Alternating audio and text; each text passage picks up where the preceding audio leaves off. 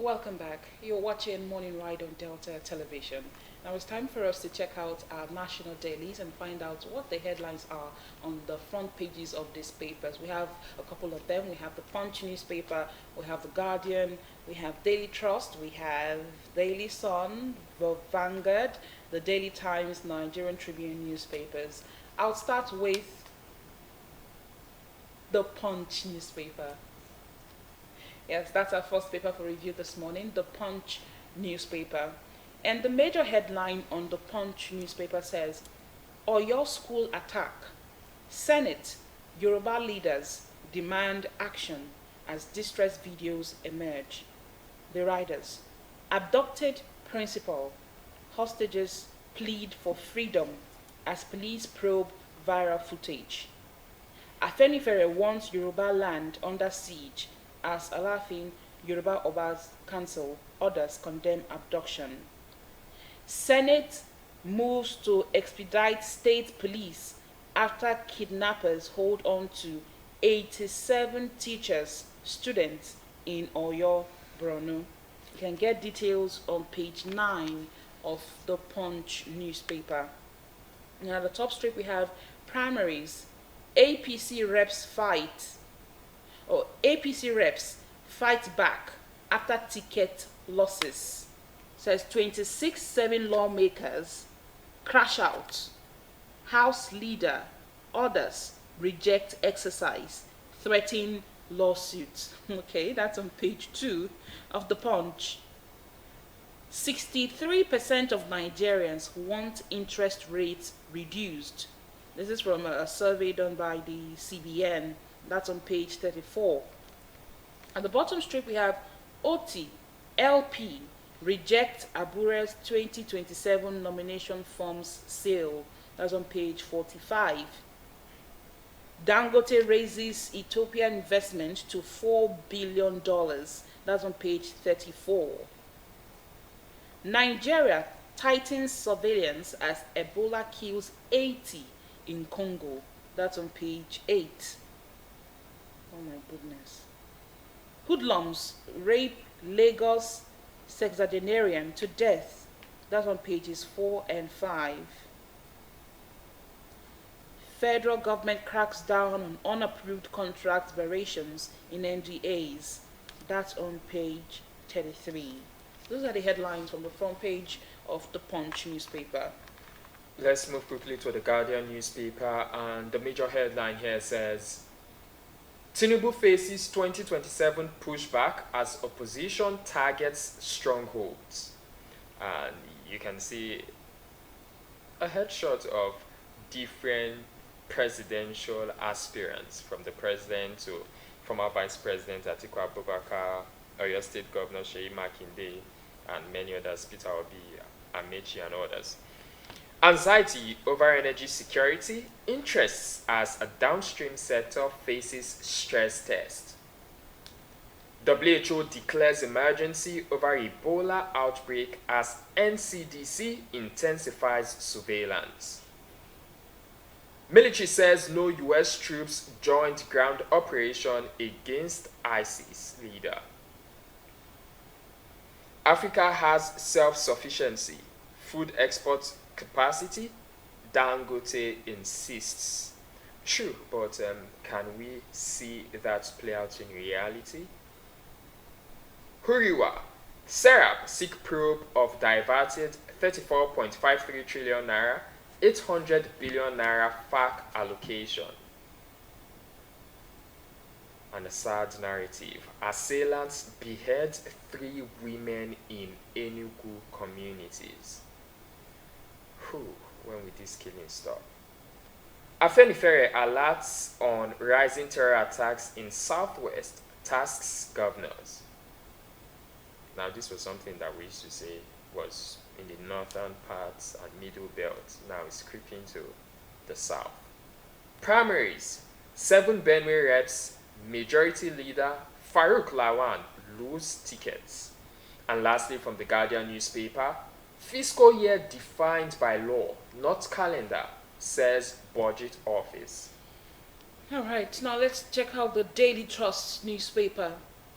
On the Daily Trust this morning, we have major headline, APC reps primaries, irregularity claims, shock defeats for incumbent.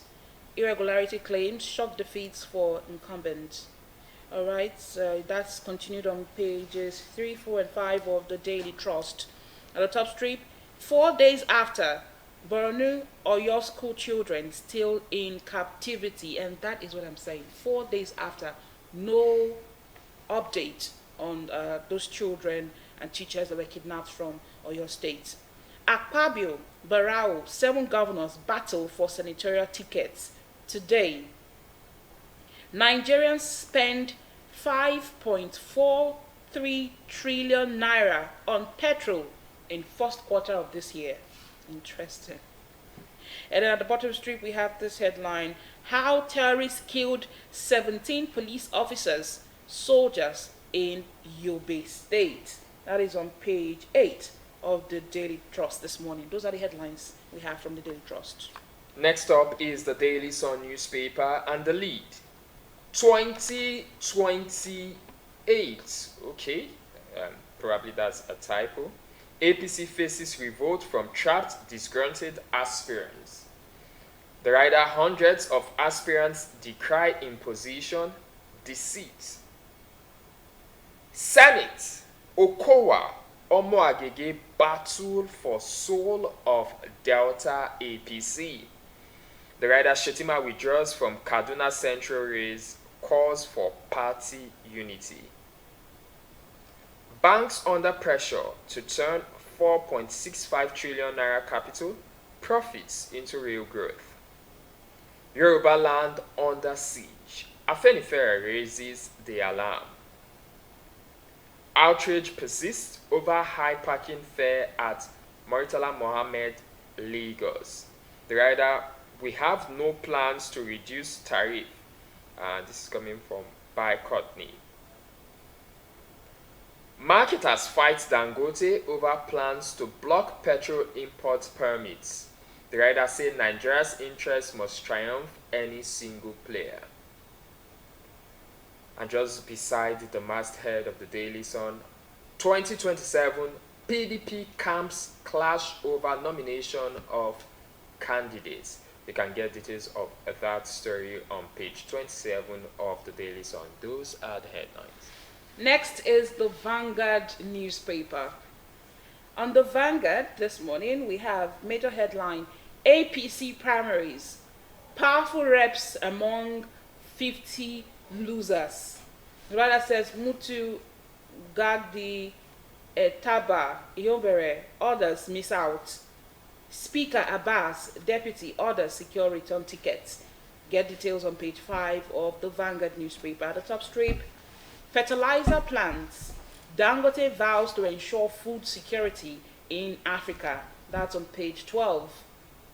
Pencom plans jumbo pension for police. That's on page 8. Power sector, biggest scam in Nigeria. This is coming from Comrade Ajero, the NLC president. You can get that on page 14. 1 year into OPE's 1.2 billion naira 10-year scholarship initiative. What next? There's a question mark there. You can see page 17 for details. Manufacturing exports stagnates. Manufacturing export stagnates despite rising trade value. The writer says manufacturers blame structural weaknesses. It signals fundamental imbalance in export structure, says CPPE. Quality, standardization, challenges compound problem. Okay, quality, standardization challenges compound problem. That's on page 11. Ebola, NCDC activates emergency surveillance as WHO declares international emergency. That's on page 9. Kidnappings, Senate vows to fast-track state police as IGP visits Oyo. That's on page 38. They had to wait until this abduction before they realized that state police is important and they have to fast-track it. Very interesting. But get details on page 38. And at the bottom strip, I don't think we have, okay, no headline at the bottom strip. Those are the headlines from the Vanguard. Okay, moving now to the Daily Times. The screaming headline here says, Serap to INEC. Probe alleged 800 billion naira FAC diversion by APC governors for campaign funding. Now, this probe should not be done only by INEC, ICPC, EFCC. They should probe this and ensure that it is truly transparent. Atiku bemoans federal government's slow response to South Africa's xenophobic crisis. And above the masthead of the Daily Times, news: Nigeria intensifies surveillance as Ebola outbreak spreads in Central Africa. And lastly, from the Daily Times, Nigeria's debt hits 181 trillion naira as federal government defends borrowing surge. Who will pay all of this? All right, the last paper for review this morning is the Nigerian Tribune newspaper. On the Nigerian Tribune, we have as major headline, as APC holds Senate primaries today, Ogun East, Kwara Central, Imo West remain contentious.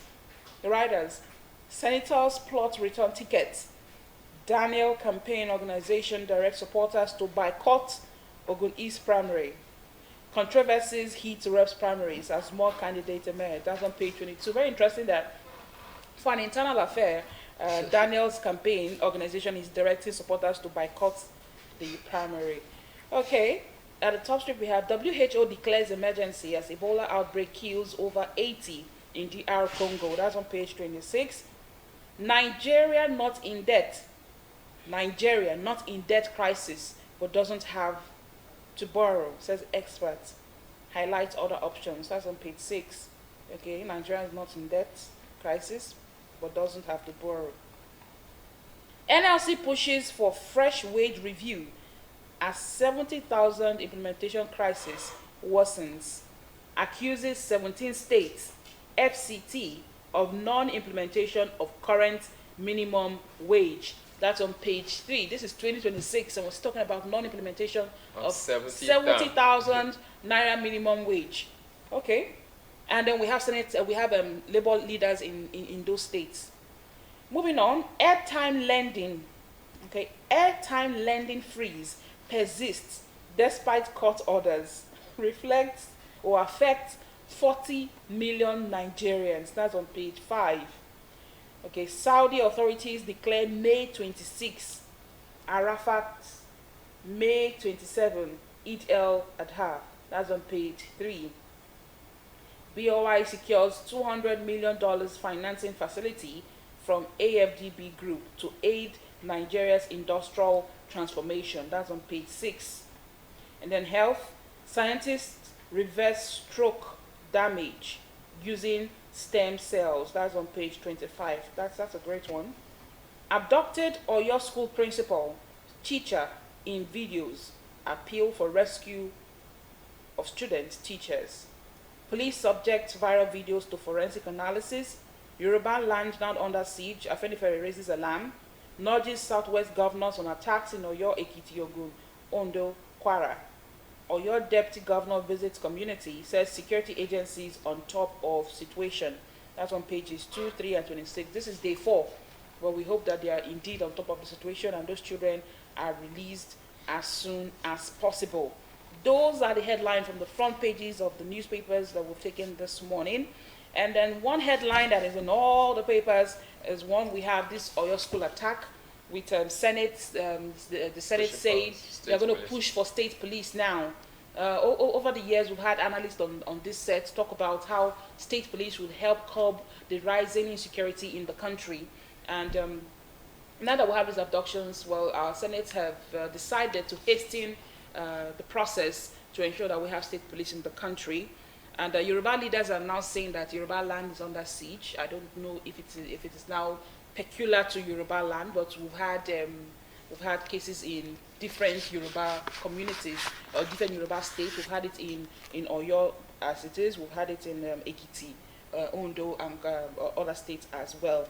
Those are Yoruba leaders demanding action. And there's a video now that's circulating, and the police have subjected the videos for forensic analysis. Like Ogaga did say, when we were asked to link our NIN and our BVN, you know, we were told that it would be easy to track our devices. It would be easy to, you know, to track these criminal elements now that, you know, our NIN are linked. If for you to use a SIM, like for you to use any network provider when you register the SIM. or when you register the SIM, it is registered with a name and registered with details. So when you make calls with that line, you're able to, you know, the security agencies will be able to track that line and they'll be able to track the person down. How are they able to make the videos, and how is it possible for the video to be circulating and they don't, I don't know, well, the Senate have said the security agencies are on the top of their game. We just hope it is true. 80, I think I saw the figure somewhere, over 80 teachers and students were abducted. So like I said, it's not just one, it's not just two, it's not just 10.